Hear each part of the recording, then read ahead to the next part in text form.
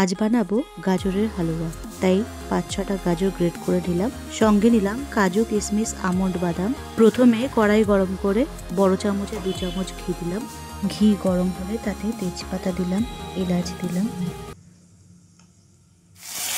তারপর কাজু, কিশমিশ, আমন্ড, বাদাম দিয়ে হালকা ভেজে তুলে নিলাম।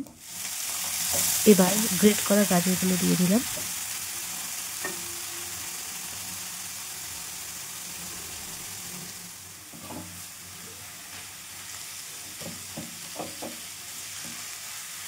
গ্রেট করা গাজরগুলো ভালোভাবে ঘিতে ফ্রাই করে তারপর দিলাম দুধ।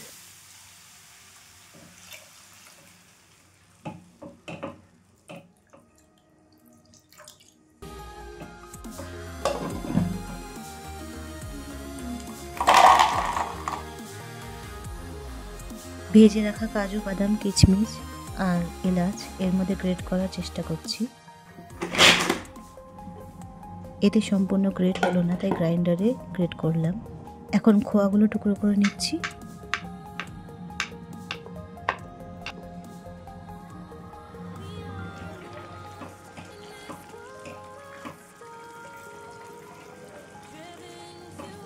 গ্রেট করা বাদামের টুকরোগুলো দিলাম, চিনি দিচ্ছি।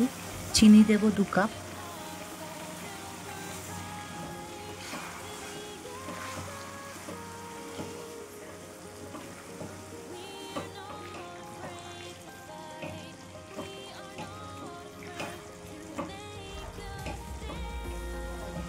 গাজর বেশ মাখা মাখা হয়ে এসেছে। এবার উপর থেকে খোয়া ক্ষীর ছড়িয়ে দিলাম। হয়ে গেছে আমাদের গাজরের হালুয়া তৈরি।